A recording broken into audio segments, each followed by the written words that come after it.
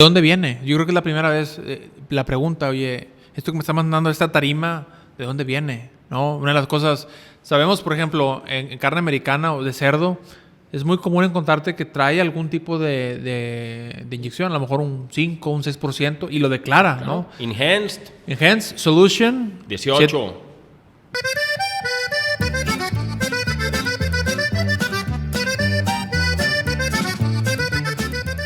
Hola compañeros de la carne, bienvenidos a Meats Pad, versión en español, concepto, hablemos de carne. Y bueno, el día de hoy tenemos a un representante de cada segmento que quería tener el día de hoy. Y la verdad que así rápidamente, empezando de izquierda a derecha, tenemos a Jorge Marcos, representante, y me gusta hablar del segmento de retail, ¿no? Sí, sí, claro. Que, desde mi punto de vista, tú dominas esas necesidades, esas preguntas, eso que está buscando el consumidor a nivel de retail. Tenemos a Rigo, Rigo Treviño, como parte de Trade Manager de USMF, tiene un ámbito más, o el abanico, como platicamos en el episodio, el abanico más multidisciplinario, que entiende un poco la parte de suministro, ha tenido experiencia en la parte de retail, ha tenido experiencia en la parte de conveniencia. Food service también. Y food service. Y la verdad es que queremos tener esta mesa redonda hablando de las preguntas que tiene el consumidor acerca de dónde viene su carne, ¿no? Y también tenemos a Cristian Camarena, experto en deshuese, experto. La verdad es que yo te admiro mucho, Cristian, porque Gracias. has tenido esa hambre de querer aprender más, de no quedarte en esa zona de confort. Y pues tú ya sabes en lo que has estado involucrado con el Dr. Nelson Huerta en Texas Tech. Y esa espina de querer aprender más. Yo creo que cada uno de nosotros en esta mesa tiene eso. Y en la parte de carniceros, este programa que tienes en más de 120,000 seguidores en tu concepto, pues entiendes qué es lo que busca el carnicero. Y platicamos con Rigo que me gustó mucho esa proporción que mencionaste, más o menos de 50% del consumo de carne en México viene de carnicerías, un 20 y tantos por ciento, 22% creo que era el dato, viene de la parte del retail, y el resto es Mercados, tianguis. mercados y tianguis, ¿no? Sí, Entonces, hay un pequeño segmento más pequeño, pero hay un segmento más pequeño, pero principalmente mercado y tianguis. Y yo creo que vale la pena que cada uno de nosotros hable de esos mitos, de esas preocupaciones que tiene el consumidor, para irles hablando sin pelos en la lengua, como dice muy bien, ¿no? Que no le metan, como dices tu dicho, el de gato por liebre, No le vendan gato por liebre. Y se puede extrapolar en muchas cosas. Sí, 100%. A todo. Rigo, yo creo que podemos empezar contigo. Hablando de, a lo mejor, de la pregunta que más te ha resonado en estos últimos meses, dentro de las plataformas que tiene USMF. Podemos empezar por ahí contigo un poco de que nos platiques de esos mitos, preguntas, falacias que has visto, y por ahí podemos iniciar esta mesa redonda. Claro. Yo creo que uno de los principales mitos que puedo mencionar es la cuestión del cerdo tiene que ir bien cocido, ¿no? Como hablando como si fuera del pollo. ¿El pollo es bien cocido? Sí, definitivamente, nadie te lo va a discutir. El cerdo tiene que ir bien cocido, lo que es una chuleta de cerdo, lo que es el lomo de cerdo, tiene que ir bien cocido. Pues en realidad no, en realidad tú lo puedes estar comiendo a término medio, como mencionaba yo en el podcast, todo lo que es el NPB, el National Pork Board, te recomienda hacer el cerdo a 145 Fahrenheit, que son como 61 grados centígrados aproximadamente. ¿Qué te beneficia eso? Tener una chuleta de cerdo término medio, una chuleta de cerdo más jugosa, y pues con la capacidad de retención de agua del cerdo americano, pues un muy buen producto. De repente la gente dice, oye, pues ¿sabes qué? El cerdo pues es muy magro, o el cerdo esto, o es muy seco, el otro. Pues en realidad te lo puedes estar comiendo tal cual es, como sería un corte de res, como si sería un ribeye, ¿no? la gente todavía tiene miedo de esto, ¿no? Tiene miedo de qué, de la cisticercosis, de los 90s, esto y lo otro. Entonces, pues no es cierto. En realidad, si tú vas a un establecimiento, a una cadena comercial, de un autoservicio, de una buena carnicería, que conservó la cadena de frío de una forma totalmente correcta, tú te lo puedes estar comiendo a 145 Fahrenheit, jugoso, sin ningún problema, y un excelente producto lo que puede estar teniendo, ¿no? Y eso es lo que te iba a preguntar, ¿no? Del tema de dónde proviene esa preocupación. ¿Por qué el cerdo no se consume a 145, esos 61, casi 62 grados centígrados, temperatura interna? Obviamente que hay que estar hablando de temperatura interna en músculo intacto, ¿no? Porque cuando hablamos de músculo, de salchicha o algún tipo de bratwurst, ya es un poco diferente, pero de músculo intacto, 145 Fahrenheit o 62 grados centígrados. Pero viene de esto, de lo que se hacía hace 30, 40 años, que había este problema con cisticercos. Y me gustaría pasarle la pregunta a Jorge Marcos. Es una pregunta recurrente. Y aportando un poquito lo que decía Rigo, todo esto nace, nuestros abuelos y eso, criaban cerdos a veces en el traspatio. El cerdo es un animal, parecido al humano porque es monogástrico.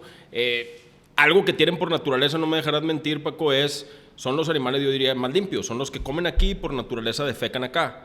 Lo relacionan muchas veces con suciedad, no sudan, no tienen glándulas para sudar, están revolcándose en el agua, en el lodo, y por eso los catalogan como un animal un poquito sucio. Pero pues no significa que sea así, ¿verdad? O sea, realmente, la triquinosis, ahorita en estos tiempos, casi creo que hay más incidencia en una fresa, en un producto que venga del campo, que en el cerdo. Por lo mismo que dice Rigo, ya se cambiaron los estándares de cómo criarlos, cómo se están sacrificando.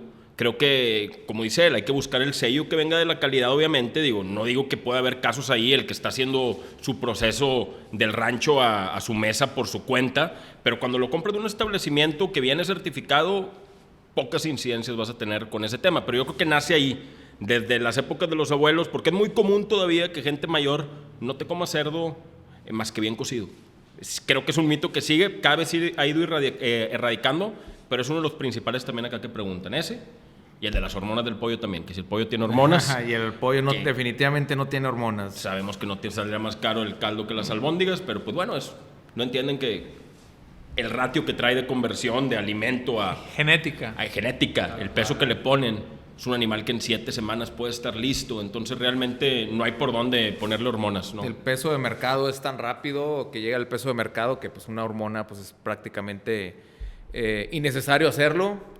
Pero hay quienes abusan de esto, de que pollo sin hormonas, pero pues en realidad pues todo el pollo es innecesario que pongas una hormona. Eso es bien interesante, ¿no? Porque precisamente por la gente que pone no hormone o hormone free, esos pequeños asteriscos en las etiquetas, haces creer que el otro sí lo está haciendo. Y no, es una técnica de marketing a beneficio de ellos, pero que empinas a tus compañeros de la industria. O sea, estás propagando de alguna manera esa mentira sembrando la duda si los demás sí traen hormonas. Sí, porque al final de cuentas, si tú pones pollo sin hormonas y otro no lo pone, dice de que, oye, pues es que entonces el otro sí trae. No cuando pues en realidad pues juegan ahí. El claro ejemplo de la carne molida, una carne para hamburguesa que dice gluten free, sin gluten.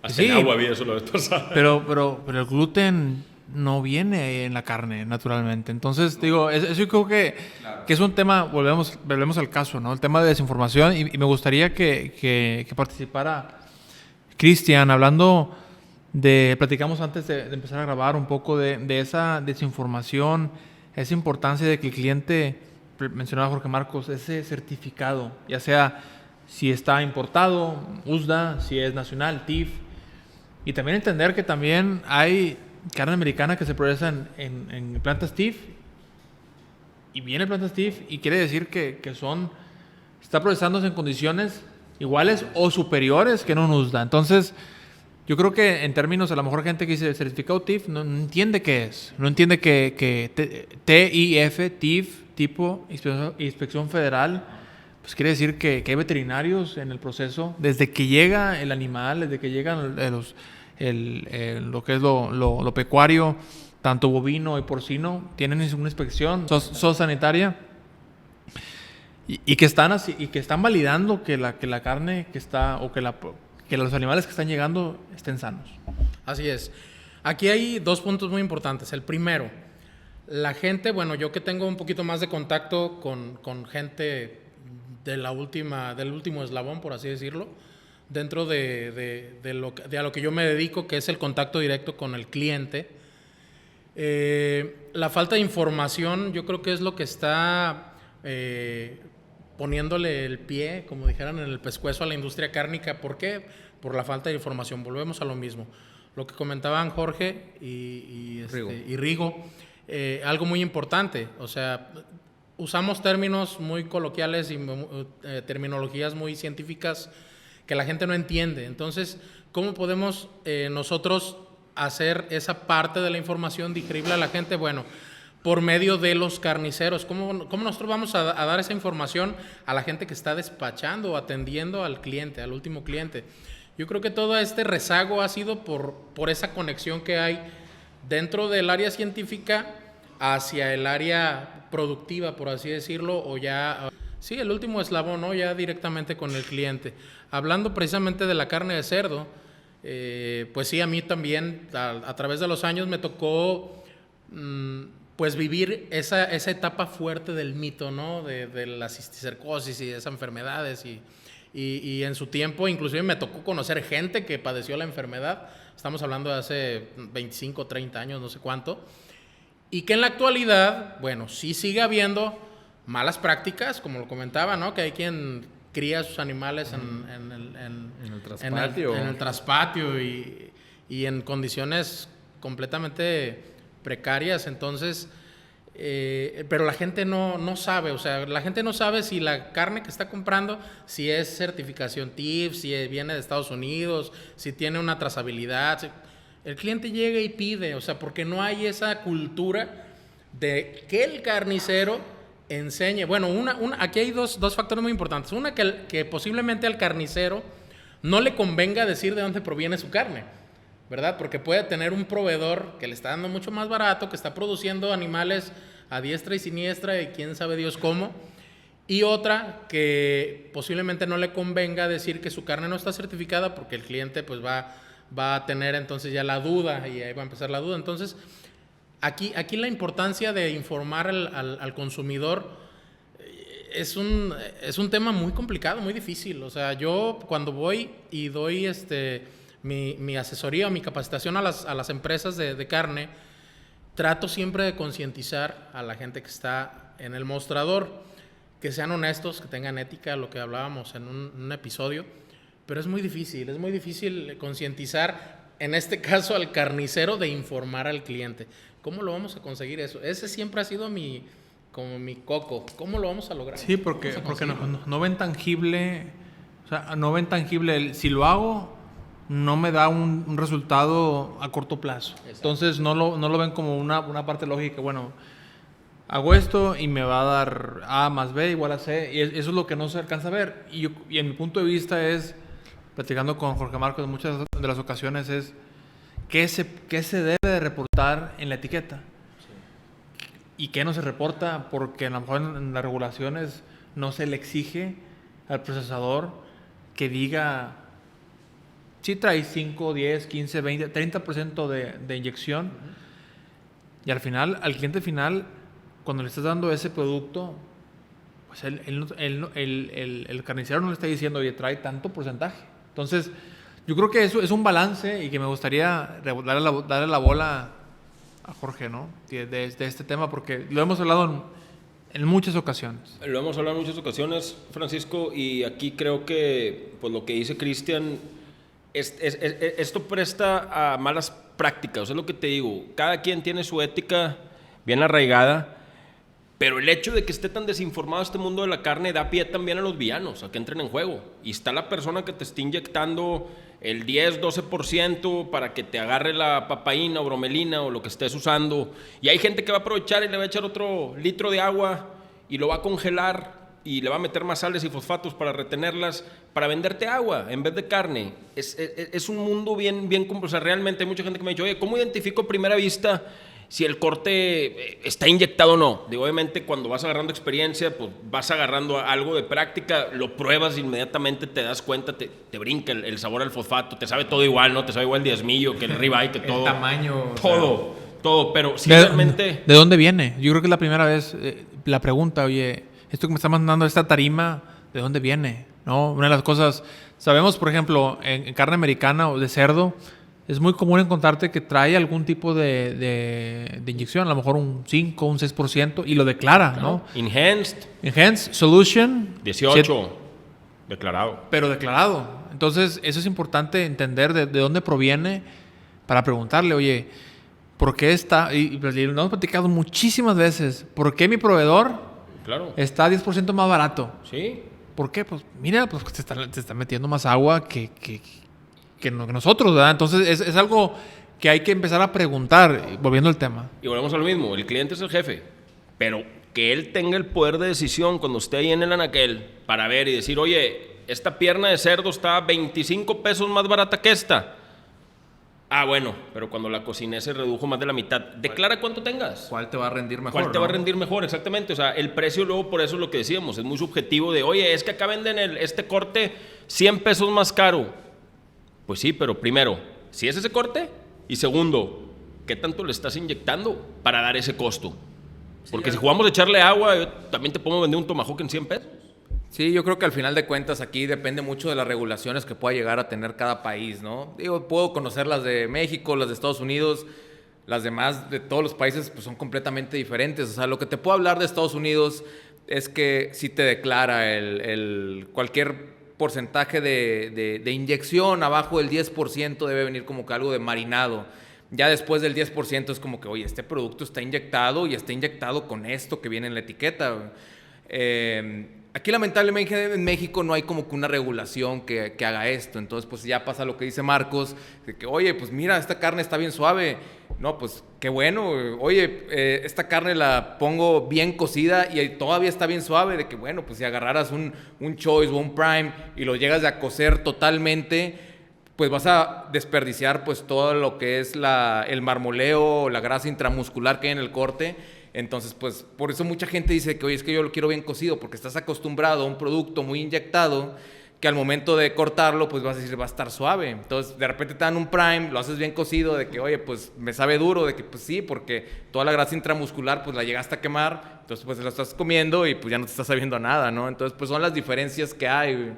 Y hablando de otro tema, también está como que los empanizados. Los empanizados yo creo que es un tema súper interesante, porque en Estados Unidos te permite un empanizado, creo que hasta el 30%, para decir este producto pues está empanizado. Si traes más del 30% de empanizado, esto ya es una fritura, o sea, ya estás comiendo casi un cheto, por así decirlo, ¿no? Entonces eso es algo también súper interesante que en algunos países, la USDA, esto y lo otro, sí te pone así como que ciertas regulaciones. Y de repente en otros, si abres el abanico, pues van a salir uno que otro villano que lo van a hacer. Y a lo mejor pues el empanizado o el inyectado pues no te está haciendo totalmente daño a tu salud, pero la importancia de tener bien informado al consumidor de, al final de cuentas, pues qué estás consumiendo, te conviene o no te conviene y decidir, ¿no? Fíjate que ahorita que mencionábamos, vamos de vuelta al 145 o 62 grados centígrados. Ajá. En carne de cerdo intacta, no inyectada. Ajá. Pero cómo eso cambia cuando ya le estás metiendo agujas, inyectando. Sabrá Dios si a lo mejor los POEs que platicamos, esos programas de sanitización o de desinfección de las agujas, pues de una u otra manera estás ingresando de la parte externa del músculo a la parte interna bacterias que pueden estar ahí. Y ya eso ya no aplica el 145. Y ahí lo tienes que considerar como un producto que ha sido expuesto a contaminación externa a la interna. Entonces lo veo como un tema que sigue siendo ahorita, el año 2024, febrero 2024, sigue siendo complejo, muy complejo, sí. Muy complejo el tema de marinado. Inclusive gente en la industria no me sabe contestar cuando oye, ¿qué es la diferencia entre inyectado y marinado? No sabemos una segmentación en cuál es la diferencia. Entonces, todo eso va afectando también en qué se va presentando al consumidor final. Sí, claro, porque hay países que no tienen bien declaradas estas regulaciones, por ejemplo. Y lo que dices ahí del producto por ejemplo, del 145 Fahrenheit, 61 centígrados del cerdo, que es en el músculo completo, es algo también bien interesante. Yo creo que puede ser otro de los mitos que hay, ¿no? ¿Cuántas veces no vas a un restaurante de hamburguesas, pides una hamburguesa, una carne molida, independientemente si es res o cerdo, y te dicen, oye, ¿cómo quieres tu carne? ¿La quieres término medio? ¿La quieres 3/4? ¿La quieres 3 bien cocida?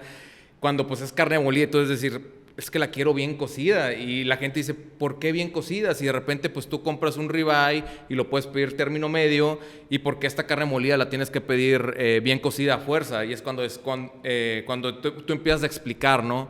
Pues es que mira, o sea, si tú tienes el ribeye, el corte, y las bacterias, demás organismos, etcétera, etcétera, se encuentran en la superficie, cuando tú lo pones en la parrilla, a no sé qué tantos grados centígrados, algo muy fuerte, se llegan a morir esos microorganismos, y lo de adentro pues no tiene microorganismos porque pues es el corte bueno. Si llega a tener microorganismos por dentro, pues simple y sencillamente el corte pues está echado a perder, por así decirlo, ¿no?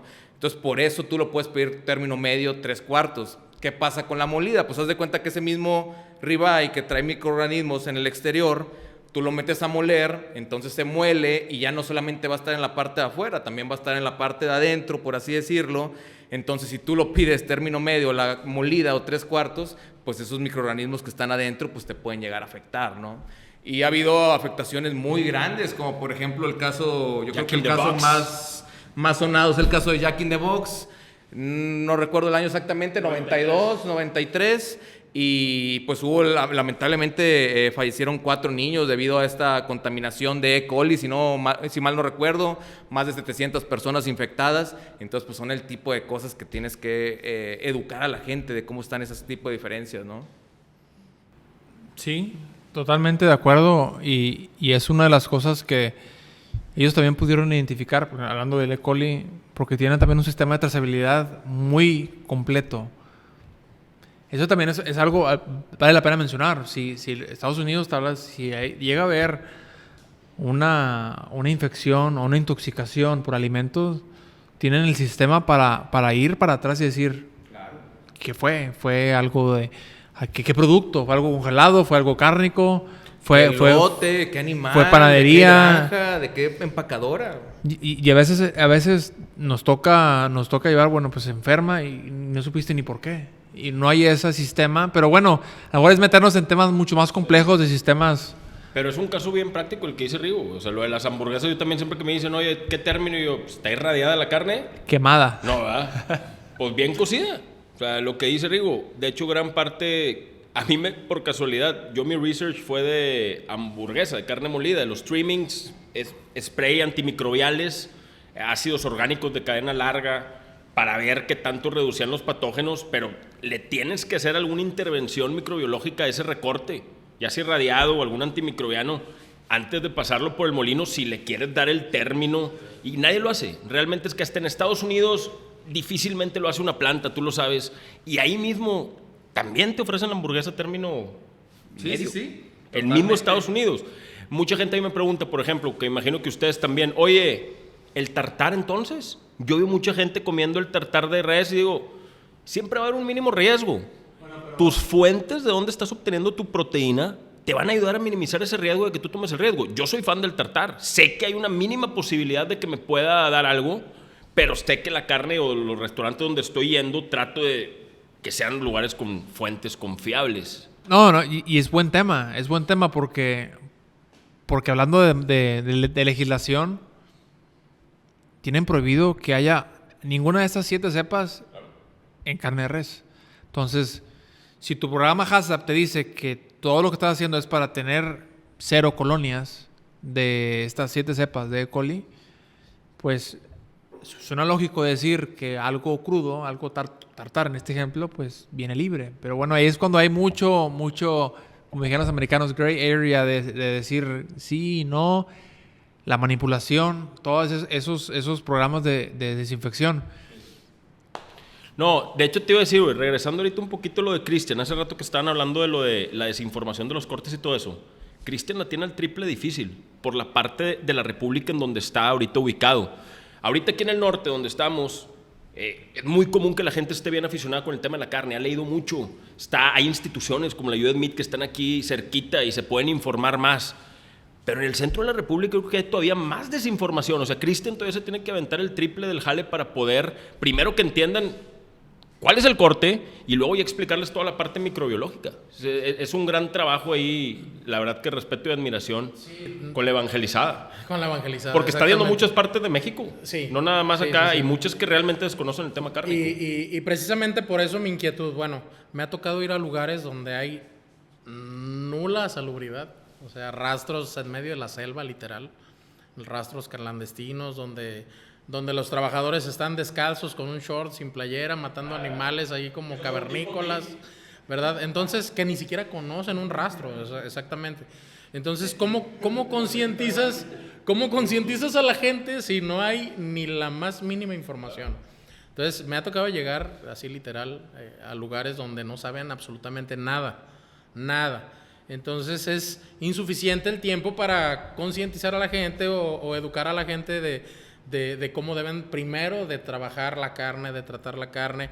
Cadena de frío nula, o sea, no existen ni los refrigeradores, o sea, no hay ni luz.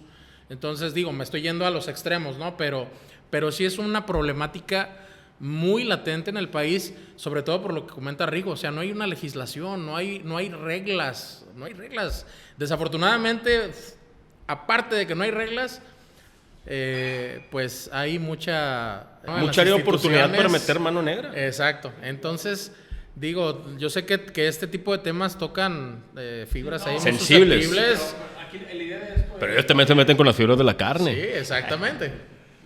El propósito de esta plataforma, de este medio, no es en criticar, es ser algo constructivo. Exacto. Yo creo que sí me gustaría cerrar este episodio, que cada uno de nosotros dijera un poco, ya hablamos un poco de lo que está ocurriendo, pero también de nuestra trinchera, dar soluciones o posibles soluciones de cómo nosotros podemos aportar a que la industria de la carne en México sea mejor, aporte al cliente un producto con mayor calidad, valga la redundancia.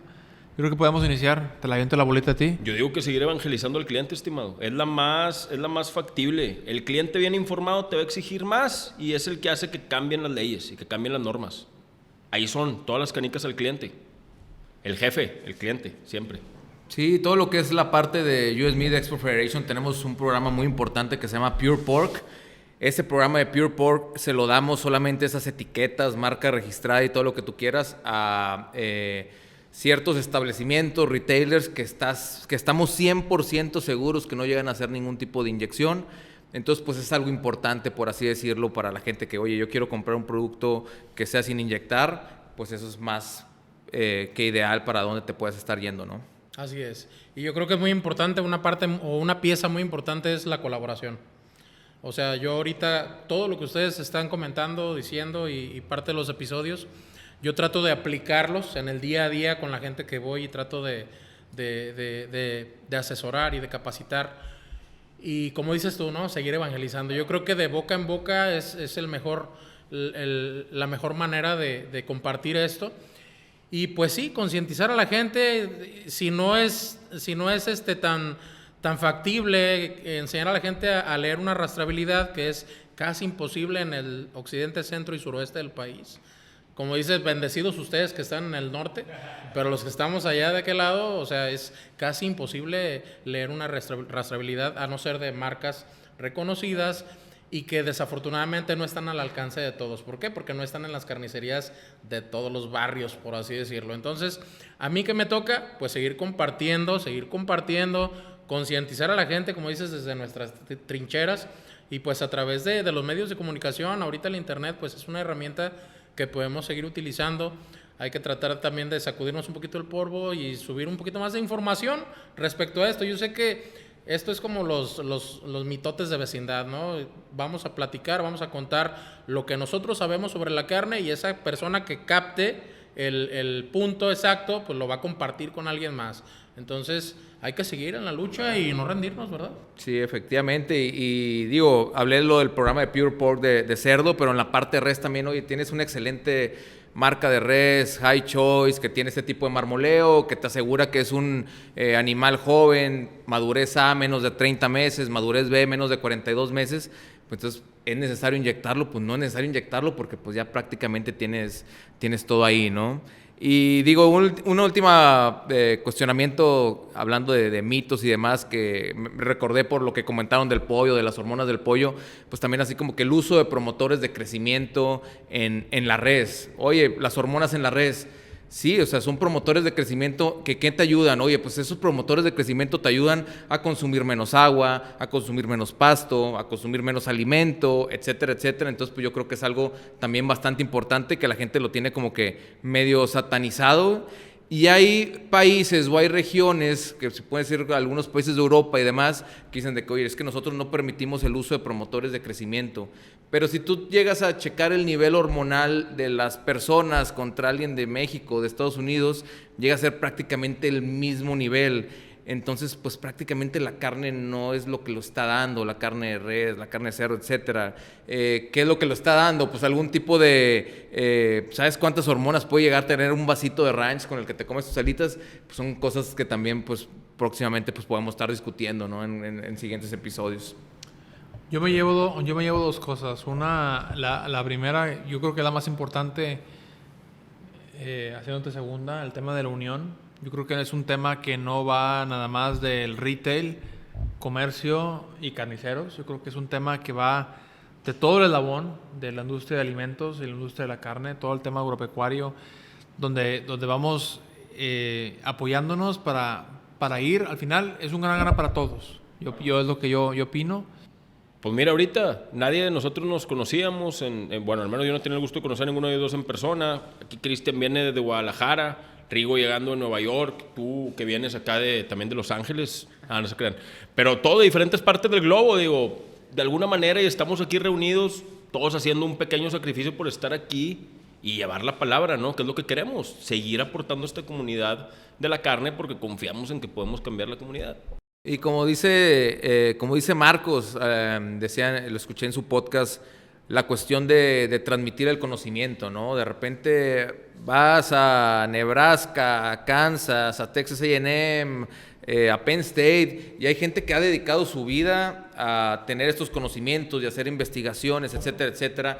Te los pasan y pues ¿qué tienes que hacer tú? Tienes que transmitírselos a los demás para que comprendan en un lenguaje más acentuado, más sencillo, que es parte de lo que queremos hacer con este tipo de podcast y que tengan esta información y al final de cuentas pues que tomen la mejor decisión. El cliente es el que manda al final de cuentas y pues ellos ya con toda esa información pueden tomar lo que ellos deseen, ¿no? Fíjate que otro tema que me gustaría cerrar, yo creo que a lo mejor es un tema un poco más profundo ya para cerrar, yo creo que estamos yéndonos más, pero el punto clave de esto es la educación y a lo mejor dándole un poquito a esos puntos en común, es educación saliéndote de donde eres, ¿no? De alguna u otra manera nosotros aquí en esto hemos estado fuera parte de nuestra zona de confort, conociendo nuevas culturas, conociendo nuevas maneras de producir. Yo creo que eso yo creo que es la semilla más elemental para piedra crecer. Angular. Eso es, o sea, el irte de tu lugar, el irte de tu país, el irte de tu región, ver lo que se hace allá. Y no quiere decir que te vas a otro país, también puede ser, oye, estás en Monterrey, te vas a otros lugares y ves lo que se hace, qué es lo que yo creo que eso enriquece muchísimo la parte personal obviamente, pero también la parte profesional, ¿no? En mi caso, yo tuve la oportunidad de tener todas esas experiencias multiculturales y yo creo que te aporta mucho en la parte profesional y volver a tu programa, ya sea programa académico, programa profesional de retail, programa de comercialización, tu mini programa también de educación, porque es lo que haces, ¿no? Vas educando en México en la parte de carniceros.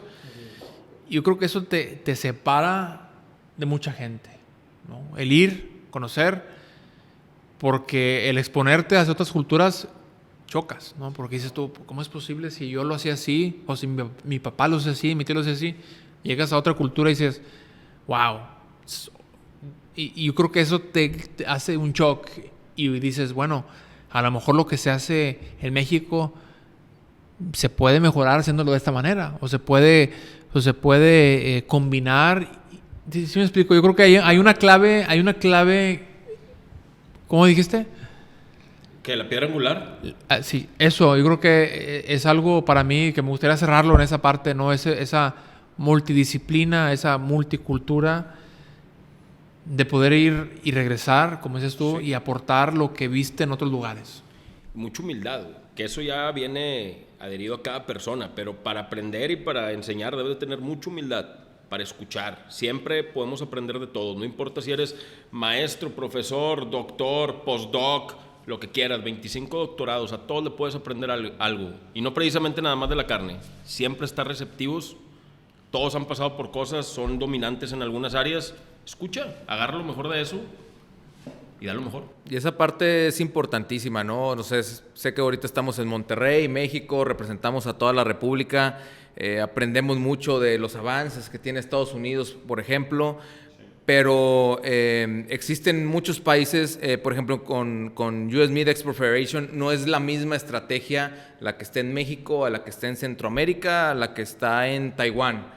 Es diferente porque estamos viviendo periodos diferentes. US Meat México ya lleva desde los 90 trabajando, entonces pues ya estamos como que un poco más en la cuestión más avanzados en esos temas educativos, ¿no? Pero al final de cuentas muchos países de Sudamérica, muchos países de Centroamérica, República Dominicana, etcétera, nos están viendo a nosotros, entonces pues también es parte de apoyar y compartir esa educación no solo a México, sino pues a todas las partes que puedan estarlo aprovechando, ¿no? Eso es muy importante lo que comenta Rigo. Fíjate que nosotros tomamos referencia de Estados Unidos. Siempre decimos, bueno, Estados Unidos tienen las regulaciones, tienen esto, tienen lo otro. Ok, y nosotros somos referentes de otros países. Entonces, ¿cómo vamos a conseguir que seamos verdaderos referentes puntuales y precisos? Pues haciendo las cosas bien. Y hay que ver referente de las cosas buenas, porque de repente de que, oye, ¿cómo hacen esto? De que, nada, espérate. no le quieras aprender acá lo malo. Sí, por eso no. Eso no lo aprendas. Eso de que, bueno. Bueno, pues les agradezco infinitamente a los tres por estar aquí en Hablamos de Carne, este nuevo concepto, bueno, o dar seguimiento a este concepto. De nuevo, los invitamos a seguir aprendiendo, de los expertos en este tema. Gracias de antemano a todo el mundo, a la audiencia. Suscríbanse al canal, sigan HB, sigan a USMIEF, Carniceros de México y el Mundo. Y Carnes y Cortes de México. Carnes y Cortes de México. Así es. Gracias por todo. Nos vemos. Hasta la próxima.